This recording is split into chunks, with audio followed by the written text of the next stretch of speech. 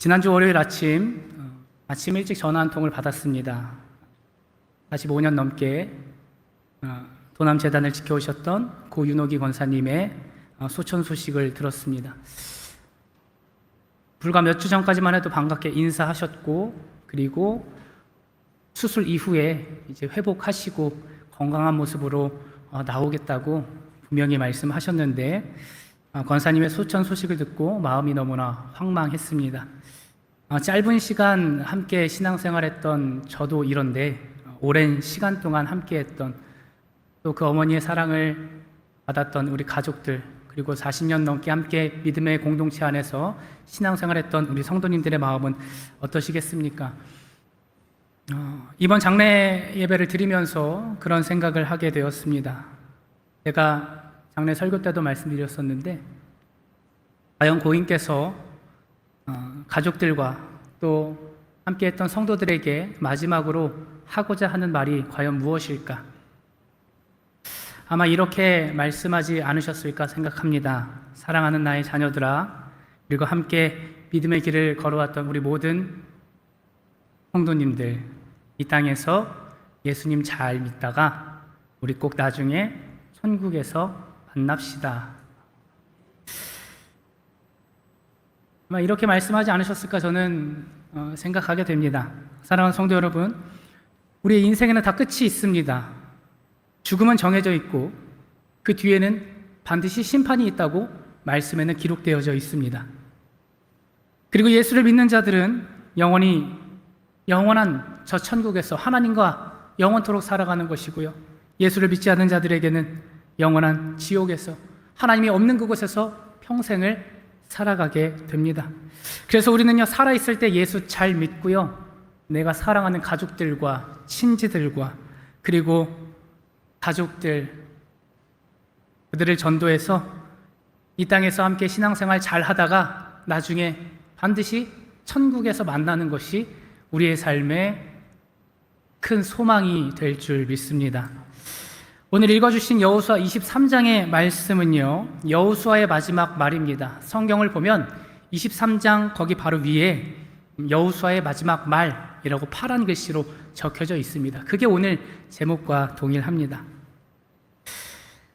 가나안 땅을 정복했던 그 위대했던 여호수아, 하나님께서 말씀하시고 하나님께서 이스라엘 백성들을 건져내셔서 애굽에서부터 가나안에 오기까지 모든 삶의 여정을 여호수아는 경험하게 되었습니다.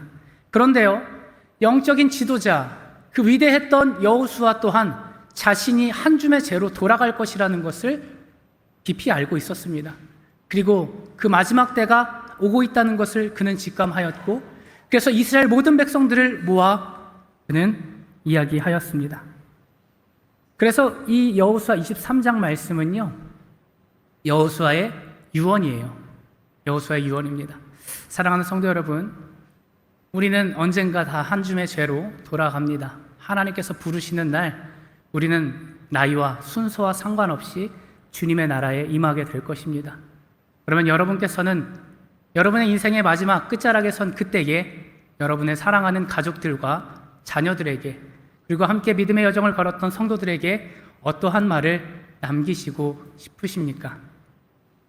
제가 조금 전에 말씀드렸듯이 여호수아의 유언, 사실 읽어보면 별반 다를 게 없습니다. 그가 이스라엘 백성들에게 남겼던 것은 딱 한 가지입니다. 하나님 잘 섬기십시오. 그리고 우리 함께 천국에서 만납시다. 이 말을 여호수아가 마지막 유언으로, 마지막 말로 백성들에게 남겼습니다. 자, 그렇다면 인생의 숨을 거두기 전 그의 간절한 심정으로 사랑하는 백성들에게 남긴 이 마지막 유언의 핵심이 과연 무엇일까? 오늘 우리는 세 가지로 함께 은혜를 나누어 보고자 합니다. 첫 번째는요, 하나님께서 베푸신 은혜를 기억하라고 여호수아는 백성들에게 이야기합니다.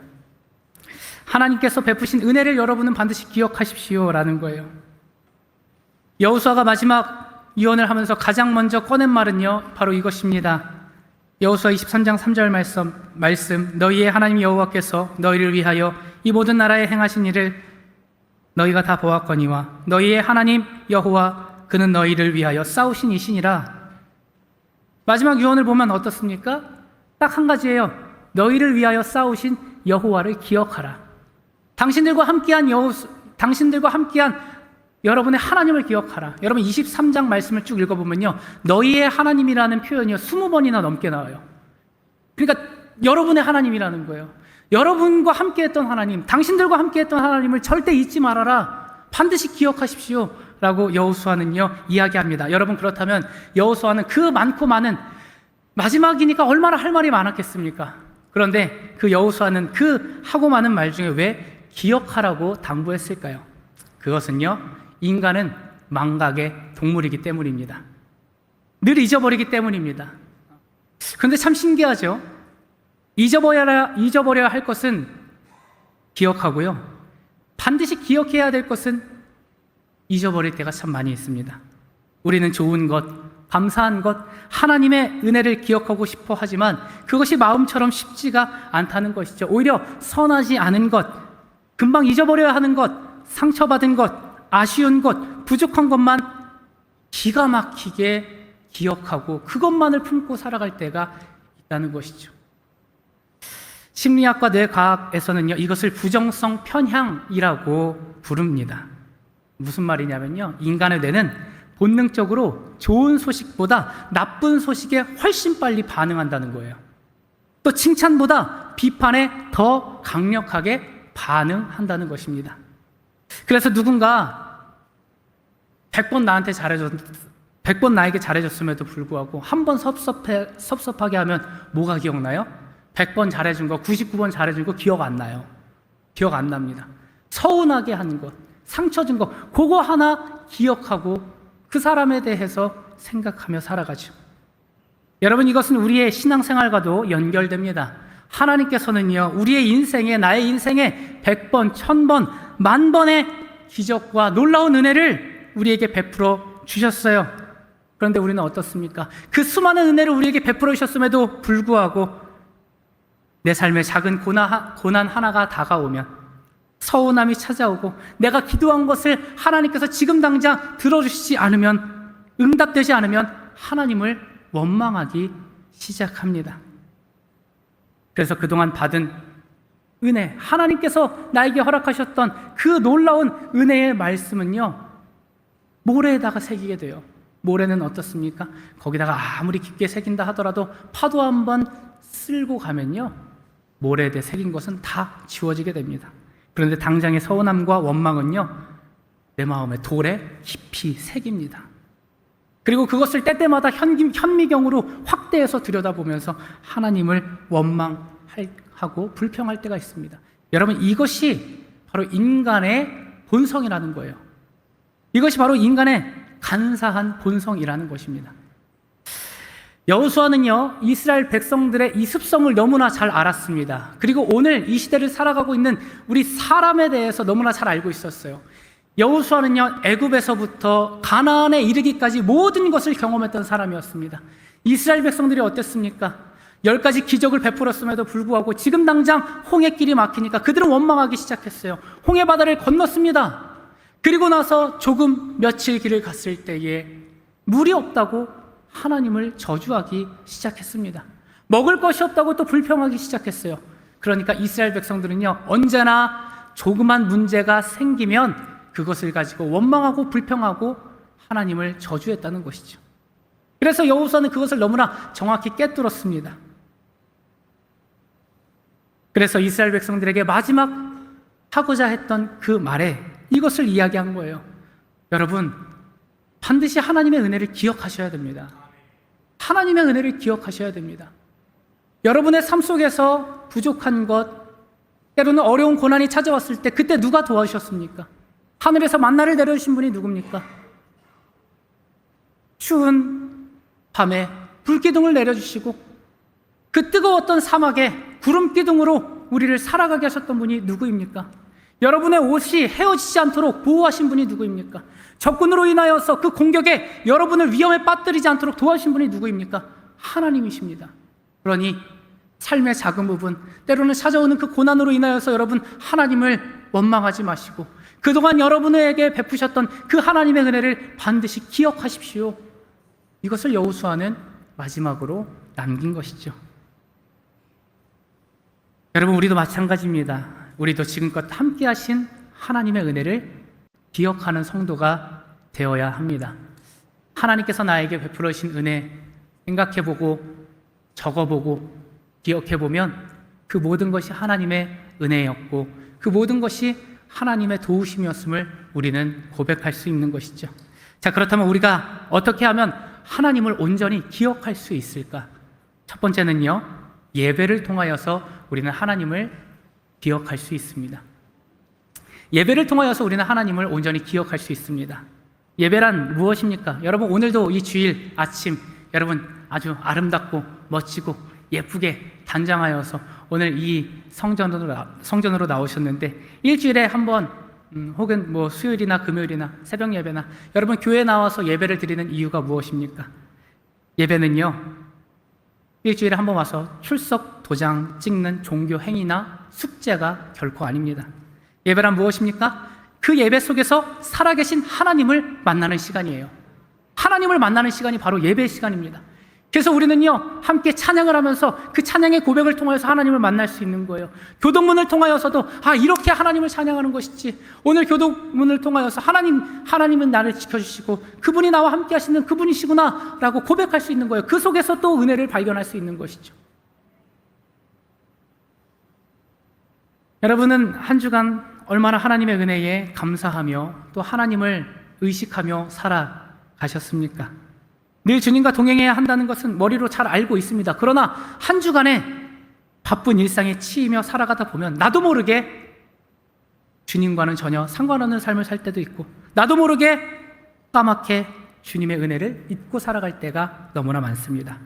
그러다가 주일을 맞이하면 세상의 분주함을 내려놓고 하나님의 은혜에 대해서 다시 한번 기억하고 다시 한번 그 하나님의 은혜를 새길 수 있는 시간이 바로 이 주일 예배라는 것이죠. 예수님께서도 제자들에게 말씀하셨어요. 성찬을 행하면서 주님께서 말씀하셨습니다. 이 떡을 먹을 때마다 나를 기억하여라. 이 잔을 받을 때마다 나를 기념하여라. 여러분, 성찬을 언제 합니까? 예배 가운데서 하잖아요. 주님의 전에 나와서 하잖아요. 그러니까 주님께서도 우리에게 말씀하신 거예요. 너희들은 반드시 하나님의 은혜를 기억하라.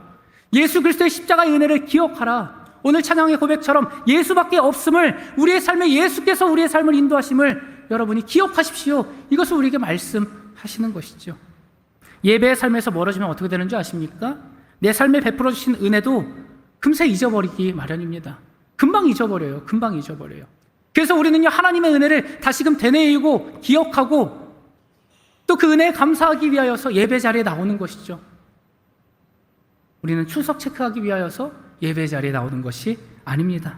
그러므로 매주 드려지는 이 주일 예배는요, 일주일 동안 세상에 빼앗겼던 은혜를 다시금 되찾고, 그리고 다가올 새로운 한 주를 살아갈 힘과 능력을, 그 새 힘을 공급받을 수 있는 은혜의 자리가 바로 오늘의 이 예배의 자리인 줄 믿습니다. 두 번째로 우리가 하나님을 기억할 수 있는 것은요, 바로 기록하는 것입니다.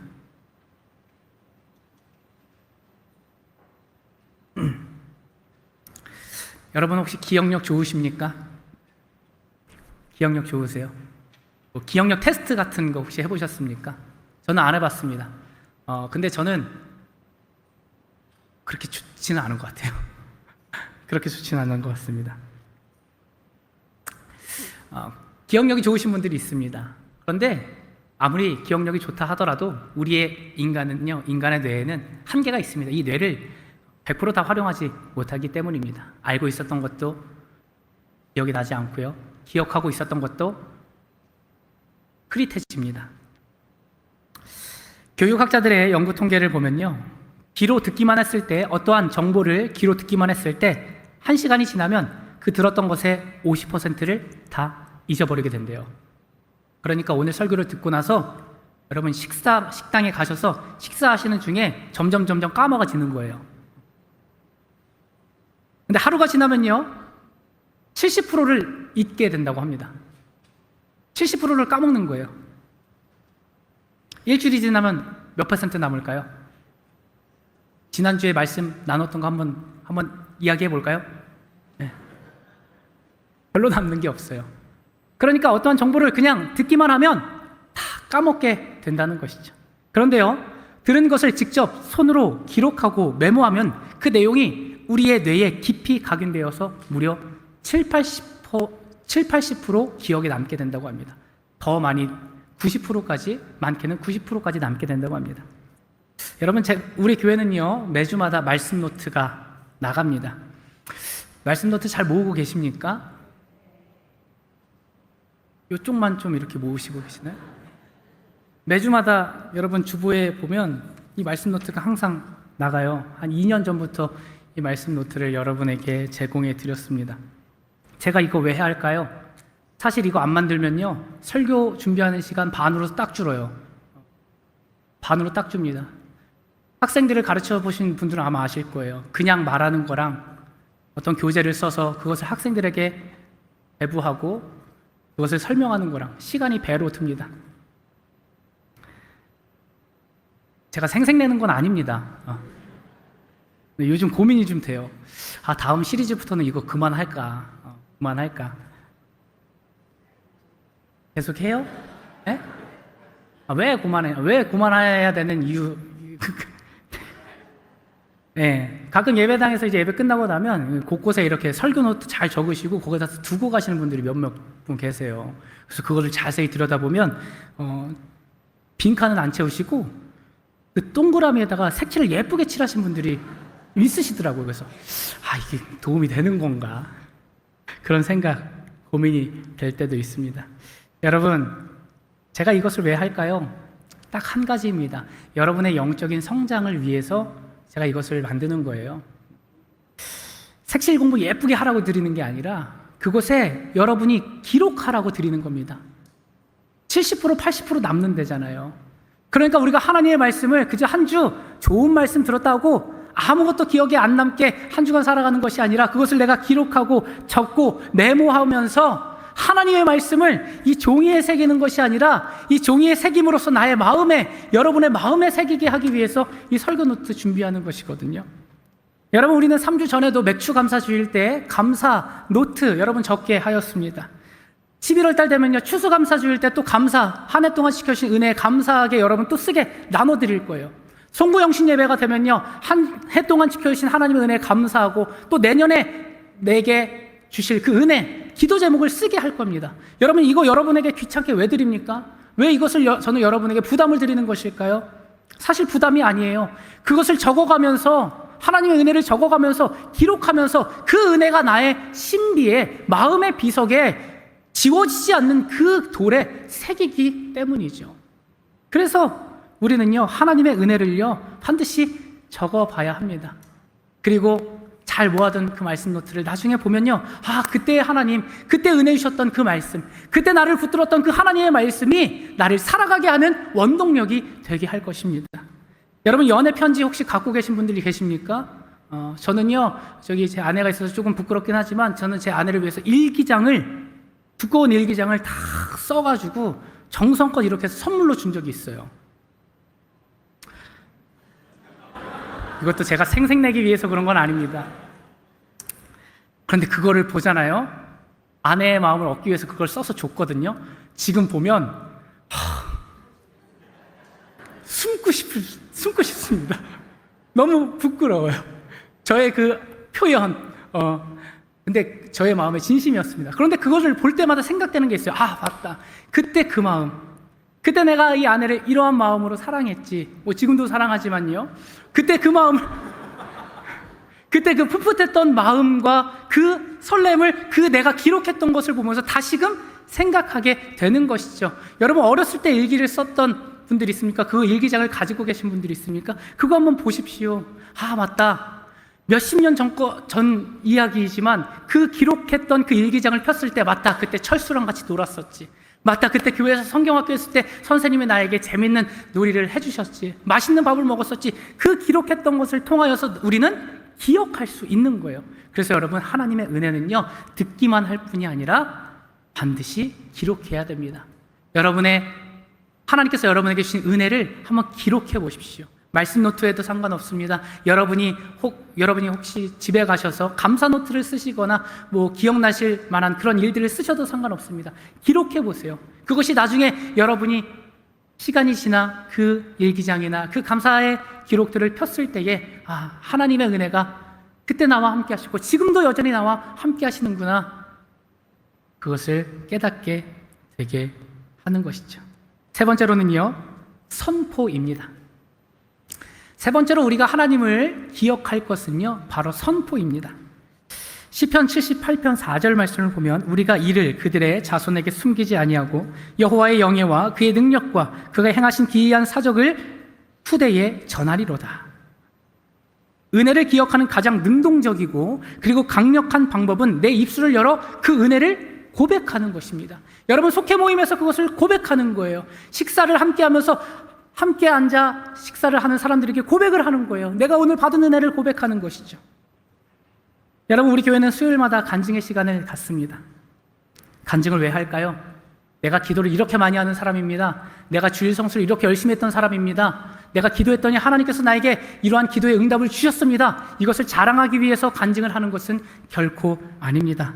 하나님의 은혜는요, 내 입술을 열어 고백하고 선포할 때 내 영혼의 깊은 곳에 지워지지 않기 때문에 주님의 은혜를 자랑하는 거예요. 시편의 말씀처럼 그것을 후손들에게, 자손들에게 후대에 전하리로다. 우리의 입술을 통하여서 간증하는 것이죠. 하나님의 은혜를 고백하는 거예요. 지난번에 한번 간증을 했던 한 권사님께서 간증이 끝나고 저에게 찾아오셔서 그런 이야기를 하시더라고요. 목사님, 솔직히 간증하는 거 너무 부담이 됐었습니다.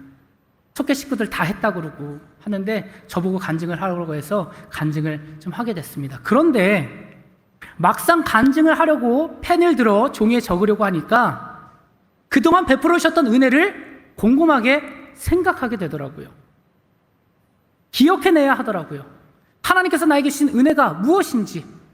그리고 쓰다 보니까 점점 작은 감사의 고백들도 내가 하나님께 올려드리고 내 삶에 행하였던 그 모든 것이 하나님의 은혜였음을 내가 나의 손으로 직접 적게 되더라고요. 그리고 그것을 성도들에게 입술을 열어 간증하다 보니까 내 마음속에 흔들리지 않는 믿음의 확신이 가득 차오르는 것을 경험했습니다.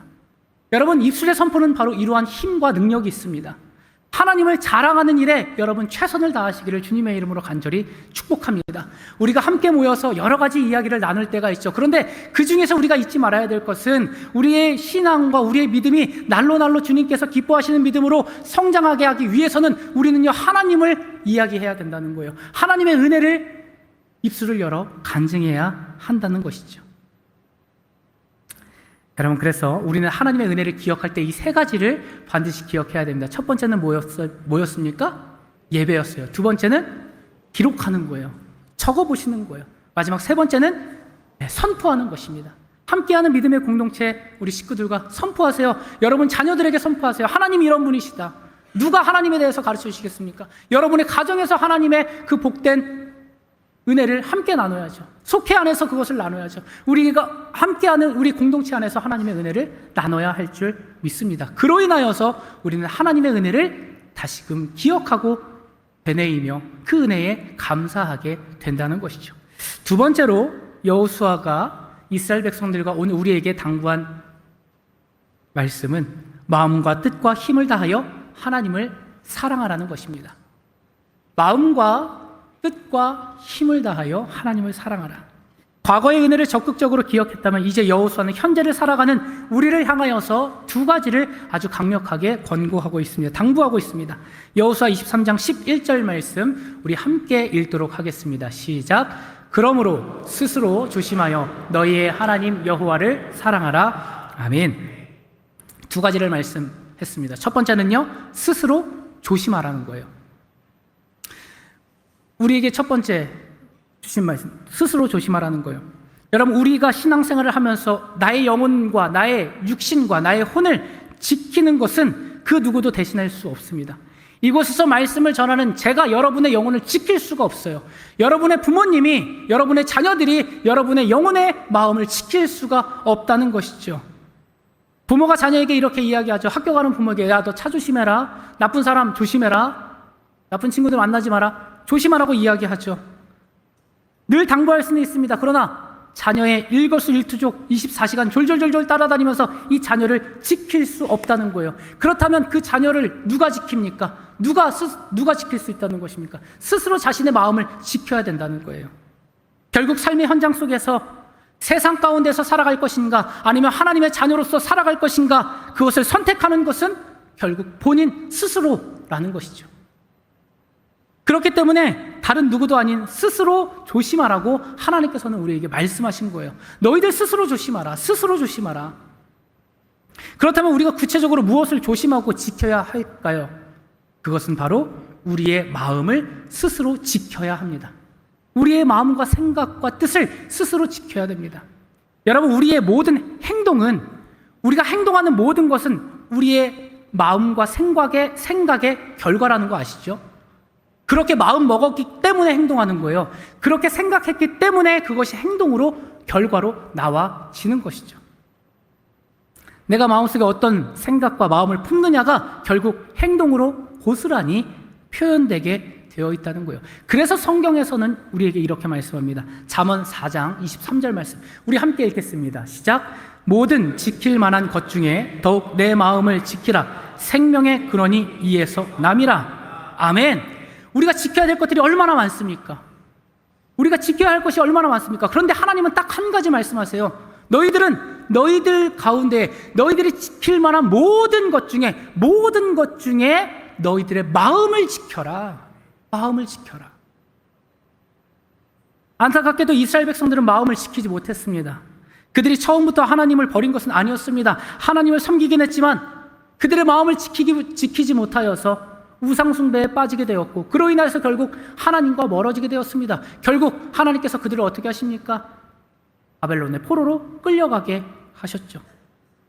이유는 딱 한 가지예요. 그들의 마음을 스스로 지키지 못했기 때문에. 오늘 우리도 이런 모습을 스스로 조심해야 됩니다. 주일에는 예배를 드리지만 세상에 나가서 다들 이렇게 하니까 어쩔 수 없으니까 하며 은근슬쩍 이스라엘 백성들처럼 하나님만을 섬기지 않고 세상의 것들도 섬기는 우리의 모습, 우리의 그 마음을 반드시 경계해야 되고요. 반드시 그 마음을 지킬 수 있도록 우리는 기도해야 한다는 것이죠. 성경에는요, 마귀에게 틈을 내어주지 말라라고 말씀합니다. 여러분, 그렇다면 우리는 무엇으로 우리의 마음을 스스로 지킬 수 있을까요? 어떻게 마음을 지킬 수 있을까요? 드라마를 보면서, 좋은 세상 노래를 들으면서 마음의 위로와 평안을 지킬 수 있을까요? 그렇지 않죠. 우리의 마음을 지킬 수 있는 것은 딱 한 가지입니다. 바로 기도입니다. 기도와 말씀밖에 없다는 거예요. 예수님께서 어떻게 마음을 지키셨습니까? 예수님께서 십자가의 사명을 받았지만 그 마음 가운데 너무나 괴로웠던 마음, 십자가를 내게서, 이 잔을 내게서 멀어지게 하여 주시옵소서, 이것을 치워주시옵소서 라고 기도했지만, 그러나 예수님께서 어떻게 십자가에 못 박혀 죽으셨습니까? 기도함으로 마음을 지키셨던 거예요. 기도함으로 예수님께서는 그 마음을 지켜 하나님의 뜻을 행하여 온 인류를 위하여 십자가에 못 박혀 죽으신 것이죠. 그래서 우리는 기도하는 거예요. 기도함으로 우리의 마음을 지키는 것입니다. 두 번째로, 여호와를 마음 다해 사랑하는 것입니다. 하나님을 마음 다하여 사랑하는 것입니다. 내 마음의 틈을 지키고 조심했다면 그 다음부터 우리가 적극적으로 해야 될 것이 있습니다. 그것은 바로 하나님을 사랑하는 거예요. 진짜 사랑하는 것은 무엇일까요? 성경은 우리가 하나님을 어떻게 사랑해야 하는지 말씀해 주십니다. 신명기 6장 5절 말씀, 우리 함께 읽겠습니다. 너는 마음을 다하고 뜻을 다하고 힘을 다하여 내 하나님 여호와를 사랑하라. 아멘. 세 가지를 말씀하십니다. 마음과 뜻과 힘입니다. 여기에서 마음이라는 단어는요, 히브리어로 레바브라는 단어입니다. 우리가 마음이라고 하면 뜨거운 감정, 사랑 이런 것을 생각하지만 뜻은 전혀 다릅니다. 여기서 마음을 다해라 했을 때 이 마음은요, 책임입니다. 그러니까 너희는 책임을 다하여 하나님을 사랑하라 라고 말씀하신 거예요. 결혼할 때 서약을 하죠. 맹세를 합니다. 그 맹세를 왜 합니까? 서약을 왜 합니까? 내 곁에 있는 상대방을 나는 끝까지 최선을 다하여 이 사람만 사랑하겠습니다. 이것을 엄숙히 선포하는 것이죠. 고우나 미우나 가난하나 부유하나 위기가 찾아오나 내 삶이 평안하나 나는 오직 이 한 사람만을 사랑할 것입니다. 이것을 선포하는 것이죠. 그러니까 이 사람을 향하여서 이 사람의 책임을 다하겠다는 거예요. 무슨 말씀인지 아시죠? 내가 책임감을 가지고 이 사람을 끝까지 사랑하겠다라는 것이죠. 여러분, 마음을 다한다는 것은 바로 이런 것입니다. 하나님은 우리를 책임을 다하여서 사랑하셨습니다. 십자가에 못 박혀 지시는 그 책임까지 감수하시면서 우리를 사랑하셨다는 거예요. 주님께서는 오늘 우리에게 그것을 말씀하시는 것이죠. 너희도 하나님께서 너희를 사랑하셨듯이 너희도 하나님을 사랑하라. 책임을 다하여 하나님을 사랑하라. 힘들 때만 하나님 찾는 것이 아니라, 또 힘들 때 하나님 멀어지는 것이 아니라, 어떠한 삶의 어려움이 찾아올지라도, 기쁜 일이 있을 때에도, 은혜가 가득할 때도, 때론 나의 삶에 은혜가 없는 것 같아 느껴질 때에도 너희는 하나님 한 분만을 책임 다하여 사랑하라. 두 번째로는요, 뜻을 다하여 사랑하는 것입니다. 원어로 이 뜻은요, 네페쉬라는 단어인데요, 호흡, 생명 의미합니다. 호흡이 끊어지면 죽은 것입니다. 하나님을 사랑하는 것도 마찬가지예요. 하나님을 사랑하는 것, 하나님을 섬기는 것은요, 선택사항이 아니라는 것입니다. 하나님을 사랑하는 것은 우리가 호흡이 닿는 날까지, 우리의 생명이 주님께서 부르시는 그날까지 하나님을 섬기는 것이 우리의 의무라는 것이죠. 마지막 세 번째, 힘을 다하여 사랑하라. 여기서의 힘은요, 메오드라는 단어입니다. 부모는 평생 뼈가 닳도록 일해서 자식 입에 맛있는 것 넣어주고도 아까워하지 않습니다. 오히려 더 못 줘서 미안해하는 것이 부모의 마음이라고 하더라고요. 자식에게 내가 쓰고 남은 찌꺼기를 주는 부모는 별로 없습니다. 우리가 하나님을 사랑할 때도 마찬가지라는 거예요. 세상 일에 내 시간과 에너지 다 탕진하고 피곤해 쩌든 몸, 그 짜투리, 그 남아있는 것, 찌꺼기 같은 거 하나님께 드리는 것이 아니라, 우리가 하나님께 드릴 것은 가장 좋은 것, 가장 감사한 것, 나의 삶에 가장 귀한 것, 나의 최선을 다한, 아낌없이 쏟아붓는 그 힘을 다하여 하나님을 사랑하라고 주님께서 우리에게 말씀하는 것이죠. 사랑하는 성도 여러분, 오늘 여호수아는 저와 여러분에게도 동일하게 권면합니다. 하나님을 사랑할 때에 입술로만 노래하는 것이 아니다. 입술로만 감사하다고 고백하는 것이 아니다. 상황이 어떠하든 믿음의 책임을 다하여 하나님을 사랑하는 것이다. 사랑한다는 것은 책임이라는 것이잖아요. 책임을 다하여 비가 오나 눈이 오나 어떤 상황에 있다 하더라도 하나님 사랑하는 것을 쉬지 말라, 우리에게 말씀하시는 것이죠. 신앙은 취미가 아닙니다. 생명처럼 여겨야 하는 것입니다. 그리고 나의 가장 귀한 것을 하나님께 아낌없이 드릴 때에, 주님을 사랑하며 주님 앞에 나아갈 때에 하나님께서는 우리의 삶에 하나님의 은혜를 기억하게 하시고, 그리고 그 하나님의 은혜로 더욱더 주님을 사랑하고 감사하며 살아가게 될 줄 믿습니다. 마지막 세 번째로는요, 타협의 끝은 멸망임을 명심하라. 이렇게 여호수아는 우리에게 권면합니다. 타협의 끝은 멸망이라는 것을 명심하라는 거예요. 이제 여호수아의 마지막 설교는요, 아주 엄중하고 단호한 경고로 끝을 맺습니다. 우리는 신앙생활을 하면서 종종 내가 듣기 좋은 축복과 위로의 말씀만 마음에 담으려고 할 때가 있어요. 그런데 여호수아는요, 오늘 그러한 생각을 완전히 깨부숩니다. 하나님의 말씀을 따라 살아가는 자들에게는 반드시 이 땅에서 축복과 놀라운 은혜를 경험하지만, 그러나 하나님의 말씀과 반대되는 삶을 살아가는 자들에게는 반드시 하나님의 심판이 있을 것이다. 약속의 땅에서 쫓겨날 것이다. 하나님께서 말씀하십니다. 갈라디아서 6장 7절 말씀, 스스로 속이지 말라. 하나님은 업신여김을 받지 아니하시나니 사람이 무엇으로 심든지 그대로 거두리라. 하나님을 믿는 그 믿음으로, 하나님의 말씀으로 계속 살아가며 그 말씀의 씨앗을 심는 자들에게는 하나님께서는 말씀의 열매를, 성령의 열매를 우리에게 주시겠다고 약속하신 거예요. 그러나 그것을 심지 않는 자들은 어떻겠습니까? 심지 않았는데 뭘 거둬요? 심지 않았는데 무엇을 거둘 수 있겠습니까? 콩 심은 데 콩 나고 팥 심은 데 팥 나는 게 당연한 건데, 그것이 마땅한 건데, 우리는 하나님 앞에 나오면서 콩도 안 심은데 콩 내놓으라고, 콩 달라고, 팥도 심지 않았는데, 믿음을 심지도 않았는데 왜 내 믿음은 여기까지냐고, 이렇게 하나님께 불평할 때가 너무나 많다는 것이죠. 그래서 여호수아는 분명히 우리에게 말씀합니다. 여호수아 23장 15절 말씀, 너희의 하나님 여호와께서 너희에게 말씀하신 모든 선한 말씀이 너희에게 임한 것 같이 여호와께서 모든 불길한 말씀도 너희에게 임하게 하사 이 아름다운 땅에서 너희를 멸절하기까지 하실 것이라. 하나님의 말씀 따라 살아가면 이 땅에서 주께서 예비하신 은혜를 분명히 누리지만, 그렇지 않은 자들은 약속의 땅에서 반드시 쫓겨나게 될 것이다. 이것을 말씀하신 것이죠. 하나님께서는 온 만물의 주관자이십니다. 이 세상을 창조하셨습니다. 무엇으로 하나님께서는 이 세상을 창조하셨습니까? 그분의 입으로부터 나오는 말씀 하나하나로 세상을 창조하셨다는 거예요. 하나님께서는 필요하신 것이 없는 분이십니다. 왜냐하면 만물을 창조하신 창조주이시기 때문입니다. 그러니까 우리의 삶에 필요한 모든 것들을 주님께서는 공급해 주실 수 있는 거예요. 아담과 하와를 두실 때에 그 동산의 모든 것을 완벽하게 준비하셨던 것처럼, 그들의 필요를 다 채우셨던 것처럼, 오늘 우리의 삶에도 주님께서는 필요한 모든 것들을 채워주시기를 기뻐하시고 기다리고 계시고 그것을 하기를 좋아하시는 분이다, 우리에게 말씀하세요. 그런데 문제는 뭐냐면, 하나님께서는 그렇게 준비가 되어 있는데 하나님의 사람들이 말씀을 멀리 한다는 거예요. 말씀을 심지 않는다는 거예요. 기도를 심지 않는다는 거예요. 그러니까 거둘 열매가 있겠냐라는 것이죠. 여호수아는 이것을 아주 정확하게 말씀합니다. 여러분이 심으십시오. 믿음을 심으십시오. 하나님 앞에 믿음으로, 신앙으로 그 아름다운 믿음을 심으십시오. 말씀을 심으십시오. 그러면 그것이 열릴 것입니다. 그러나 그렇게 하지 아니하면, 하나님을 떠나 살면 이 땅에서의 축복을 누릴 수는 없을 것입니다. 여호수아 23장 13절 말씀, 그들이 너희에게 올무가 되며 덫이 되며 너희의 옆구리에 채찍이 되며 너희의 눈에 가시가 되어서 너희가 마침내 너희의 하나님 여호와께서 너희에게 주신 이 아름다운 땅에서 멸하리라. 우리는요, 때로는요, 하나님을 떠나 살아가려고 합니다.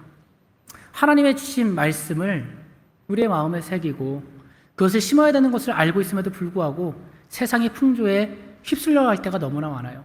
그래서 하나님의 방법이 아닌, 하나님의 뜻이 아닌, 하나님의 말씀이 아닌 것들로 나의 삶을 영위하려고 노력할 때가 있습니다. 그러니까 더 잘 살아보려고, 더 행복해지려고 선택했던 세상의 것들이 있습니다. 그런데 말씀에는 뭐라고 이야기합니까? 너희가 잘 되려고, 풍요롭게 살기 위하여서, 이 땅에서 번영을 누리며 살기 위하여서 하나님 이외에 너희가 선택했던 그 모든 것들은 어떻게 되냐면 너희들의 발목을 옥죄는 올무가 될 것이다. 덫이 될 것이다. 내 삶을 아프게 후려치는 옆구리에 채찍이 될 것이다. 너희들의 영적인 눈을 멀게 하는 눈의 가시가 될 것이다. 하나님 이외에 다른 것들을 붙잡았더니 그게 좋은 줄 알고, 그게 전부인 것 같고, 그게 나를 살리는 것 같아서 하나님의 것이 아닌 세상의 것을 붙들었더니 그것이 나의 삶의 올무가 됐다는 거예요. 채찍이 됐다는 거예요. 나를 고통스럽게 만들었던 요인이 되었다는 것이죠. 사랑하는 성도 여러분, 말씀을 맺겠습니다. 여호수아의 이 마지막 말, 이 유언은 아주 단호합니다. 아주 클리어합니다. 아주 명확합니다. 하나님 잘 섬기십시오, 이거예요. 오늘 우리에게도 동일하게 말씀합니다. 세상과 양다리 걸치지 말고 하나님 잘 섬기십시오. 하나님 말씀, 그것이 진리인 것을 알고 말로만 고백하는 것이 아니라 그럼에도 불구하고 하나님의 말씀을 행하는 사람이 되십시오. 그럴 때 하나님께서 여러분에게 예비하신 축복을 한번 좀 풍성하게 누려보십시오. 이것을 여호수아는 마지막 이스라엘 백성들에게 선포한 것이죠. 여러분, 오늘도 이 말씀을 통하여 하나님께서는 우리에게 은혜를 주셨습니다. 주신 말씀 붙들고 하나님 잘 섬기고 훗날 우리 모두가 천국에서 기쁨으로 만나길 주님의 이름으로 간절히 축원합니다. 기도하겠습니다.